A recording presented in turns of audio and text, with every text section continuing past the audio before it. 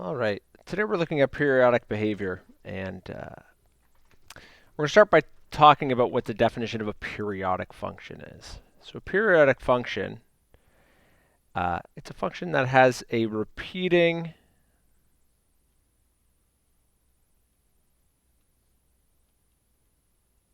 pattern of y values.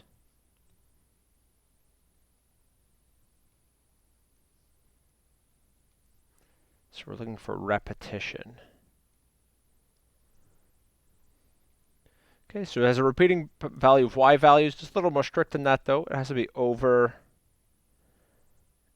a fixed interval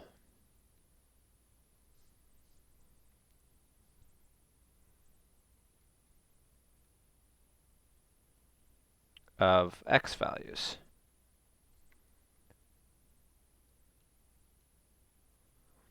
Okay, so there's a repeating pattern of y values over a fixed interval of x values.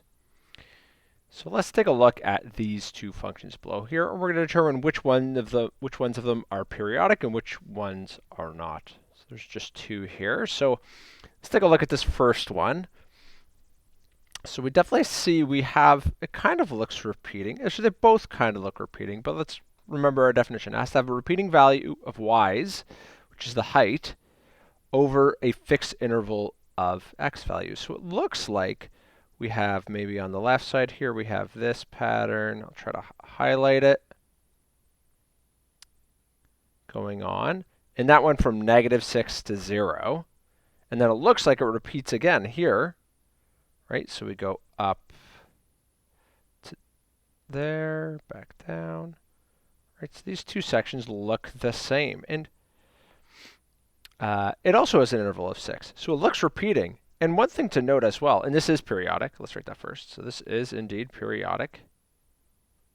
One interesting thing to note is I happen to split it here on the y-axis to notice the two periods.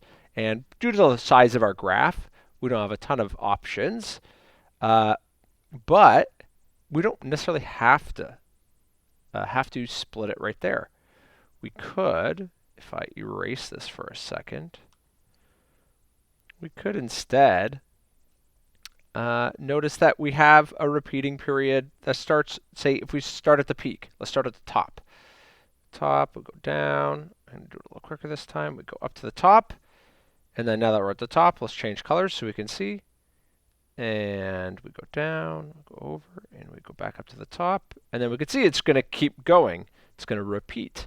And these, if we look at these two shapes, they're identical. They both have the same kind of interval of 6 from -5 to 1 and from 1 to 7-ish.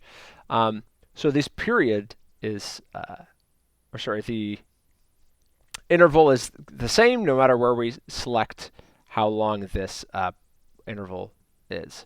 I think the other one's a little more obvious where you start at the y-axis, but it doesn't matter. So let's look at this other one. So there definitely seems to be some sort of repetition going on here. We got like a little spike, and then a medium spike, and then a little spike, and then a bigger spike, and then a little spike, and then an even bigger spike. So there's some sort of repetition. We have a spike every, it looks like 2 grids on the x value, but the y value is not constant. It has to be a repeating pattern and has to be of the values themselves. So this pattern here goes up to 2, but the next one goes up to 3, and the next one goes up to 4. That is not a repeating pattern of y values. There's some differences between them, so this is non-periodic. So that's what we're looking for when we're looking for periodic things. So we're going to be focusing in our unit on periodic functions. All right. So next we're going to talk about what amplitude is. So the amplitude of a function is half of its height. So it's half the height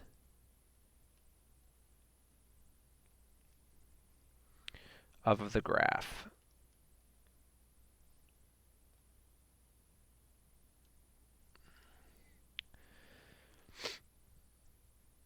Okay, and there's actually an equation we can use to find this, which is if we take the max minus the minimum, so the top point minus the lowest point, and we divide that by 2. So that is how we can get the amplitude, which we represent with a capital A. So the amplitude is max minus min over 2. Another way to think of it is it's kind of how far our graph gets from the center of it. All right, so next we have the period. I think I've already said period a number of times. It is the length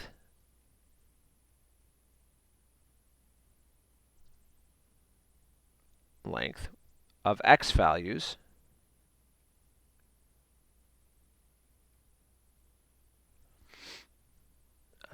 each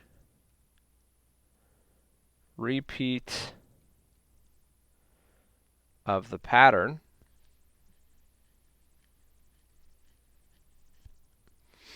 takes. And this repeat of a pattern we often call a cycle, so I'm going to write that in as well. It's how the length of each cycle, the length of the repeat of the pattern takes. So how long does that take? So if we look up at our graph we had before, I think I said a couple times, the repeat of the pattern takes a total interval of x, 6x. So that would be the period of this function up here. Every x equals 6, it repeats. Every 6x values across. That's how long it takes for the cycle to repeat. Okay, so let's take a look at this graph down here, and we're going to do a couple things. So first we're going to find the amplitude. So we can do, to do that we want to define the max. So the max of this function is, well, it's repeatedly happening here, right, because it's a repetitive periodic function. So the max y value is 3, and we can see that in each of these peaks. The minimum is at the bottom of each of these valleys, and we get -1. So our amplitude is going to be max minus min, 3 minus -1 over 2, which is 3 minus -1 is 3 plus 1 is 4 over 2 is 2. So our amplitude is 2. Okay, so the next thing it wants us to do is it wants us to find 4 x values where f of x equals 1. So where the y value, that's what that means, is 1. So let's find, well, there's one right here, right? So y equals 1 is kind of along this line here, this horizontal. So we have a x value here, so we could say maybe x is, that's -3, right? And then it happens again here.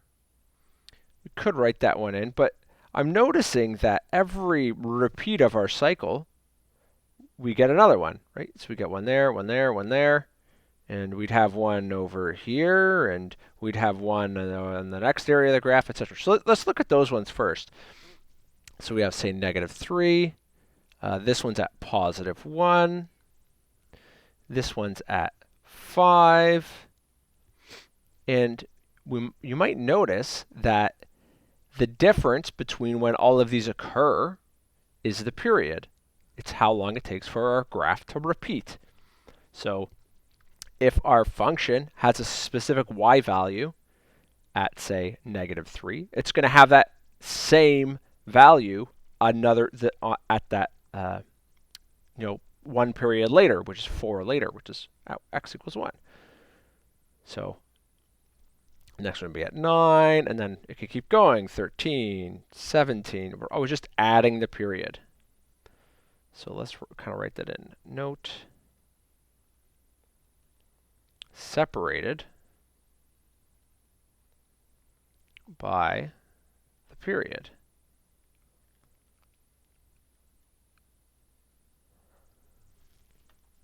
All right.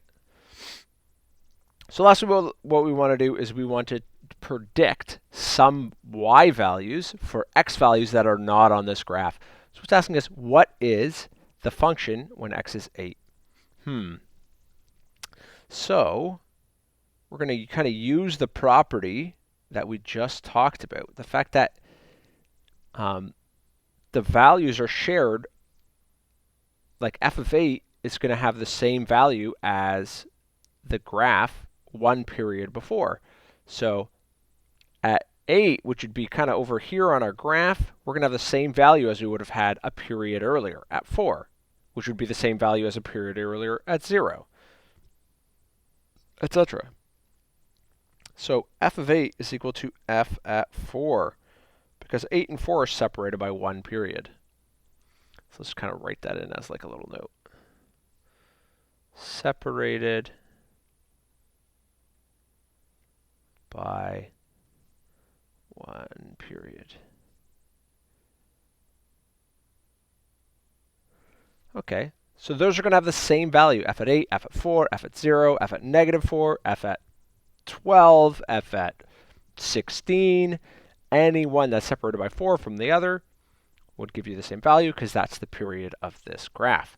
So f at 4 is 0. So f of 8 is equal to f of 4, which is equal to 0. So f at 8 is equal to 0. All right, let's try the next one. So f at negative 10. So that's not even close to on our graph. But I know that it's going to have the same value as any other x value that's a period away. So what's a period away from negative 10? Well, plus or minus 4 for our graph, because that's the period. So maybe f at negative 6. I think that's on our graph.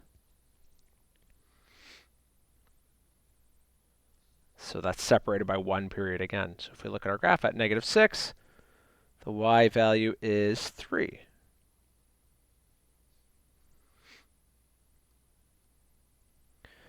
All right, for f of 14, well, f at 10 would be one period away, but that's still not going to get us on our graph. And I'd like to read it off the graph. I think it's going to be easier. So we could move as many periods as we want. So f at 10, or any whole number amount of periods, I should say.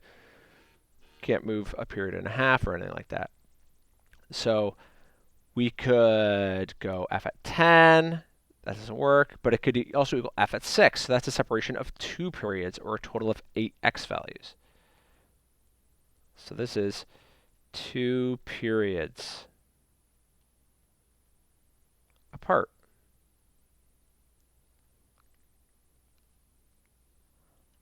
F at 6, we can see here, is 3.